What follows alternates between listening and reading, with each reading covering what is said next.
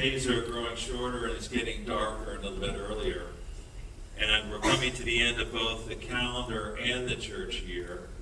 And it's hard to believe that in just a couple of weeks we'll begin Advent and start preparing for Christmas already. And you probably noticed that our Mass readings have been getting a shade darker too. End times, death and destruction, fire and brimstone. I mean, wow. And it's still, 83 degrees outside. We tend to be moved to a stage of distraction by the sensational, don't we? Like the destruction of everything, to the point of letting it sometimes become the driving force of our lives. And this can happen in our everyday lives too, which reminds me of a story I heard about two public works employees out on a routine inspection of the gas system in San Antonio. Parking their truck, they worked their way down to the end of the street. At the last house, a woman looking out of her kitchen window watched as the two checked their gas meter. Finishing up, the supervisor challenged his partner to a race back to their parked truck. Heading back at full speed, they realized the lady from the last house was tearing right behind them at full speed. So they stopped and asked what was wrong. Gasping for breath, she finally was able to say, "Seeing two gas guys running as hard as you, I figured I'd better run too." Well, it's true, isn't it, that we all suffer from an age-old tendency to be distracted by what I like to call bright, shiny objects. Think squirrel, right? Instead of focusing on what should be central to our lives. In today's gospel, we find Jesus and the disciples in Jerusalem admiring the temple, discussing how it was, quote, adorned with costly stones and votive offerings. Pretty impressive building, and a wonder of the ancient world. Can you imagine what that must have been like? Simply breathtaking, and with the Messiah in tow to boot. They were looking up at the most incredible building they've probably ever seen, and filled with excitement over Jesus, who had promised to bring on a new age. They were really pumped up, in other words. But then listen to what Jesus had to say. He tells them that all this will be destroyed. The day will come when not one stone will be left on another. What a bummer. Do you remember the disaster movie 2012? Do you remember that, 2012? It was an end of days movie, a Mayan prediction of the end of the world.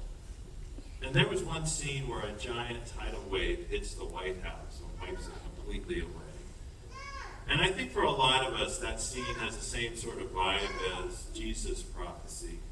It's shocking because the White House symbolizes our idea of our whole nation. And the thought of the temple's destruction must have felt like that to the disciples. Now, how were the disciples to process this information? Jesus seems to be going completely off script here. Well, let me offer that he painted this gloomy picture to make a very important point. And that is to emphasize that nothing in this world lasts forever. Let me repeat that. Nothing in this world lasts forever. Of course, every material thing is created good and reflects God. But nothing in this world is God. For Jesus, the temple complex is a symbol of all those beautiful, wonderful things that capture and hold our attention. So what's your idea of a good thing, of a good life? Maybe it's a big pile of cash, or that perfect vacation, that powerful job, or maybe a position of honor. All these things are represented by the temple. As the disciples stand gawking up at it in wonder, Jesus says to them, it'll all be destroyed. And isn't this undoubtedly true? I mean, everything material in this world will eventually return to dust and disappear. Jesus understands that we create problems for ourselves when we worship these transitory material things that will disappear instead of our eternal God as our focal point. And our lives then become disordered.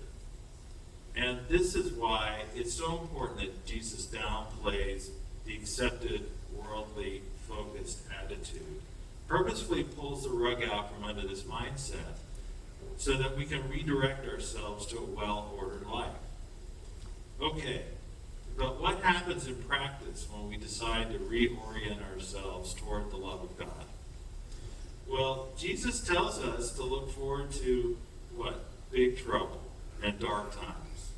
Nation will rise against nation, kingdom against kingdom, earthquakes, plagues, famines, the list goes on. But what does he mean? Will the physical world really disappear? Well, let me suggest this. As Christians, when we order our lives according to Jesus' teachings and center ourselves on the love of God, when we accept that nothing in this world lasts forever, and so place our full hope and faith in God, well, we should fully expect to experience a kind of painful, internal mental distress. Internal distress. So, are you focused on material interests and hunger for the goods of this world? I think for most of us, the answer is yes. Think about our many ambitions and desires for worldly stuff. It can be all-consuming, chasing that almighty dollar. So even when you finally accept that God alone is worthy of your worship, don't expect the hunger for those material things to just quietly fade away. There will be a terrific mental struggle, feeling like maybe a crazy weather system where highs and lows meet. What happens? Thunderstorms, tornadoes, hurricanes, hail, nasty stuff. And so we experience inner storms when this new pattern of life centered on God meets the old way, focused on money, power, pleasure, and worldly honors.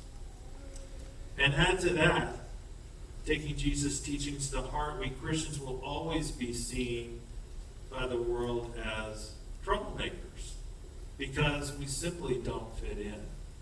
We're guaranteed significant pushback from people worshiping the world. I mean, we constantly hear stories on the news about Christians receiving the end of hatred, violence, and even death, just because our eyes are centrally fixed on God, instead of making idols of those dazzling goods of the world. So in conclusion, when we boil it down, Jesus' message for us is actually pretty simple. That when we decide to make God central to our lives, we should expect to suffer a variety of mental storms, as well as external expressions of hatred from the world. And is this a rather dark message? Well, yes.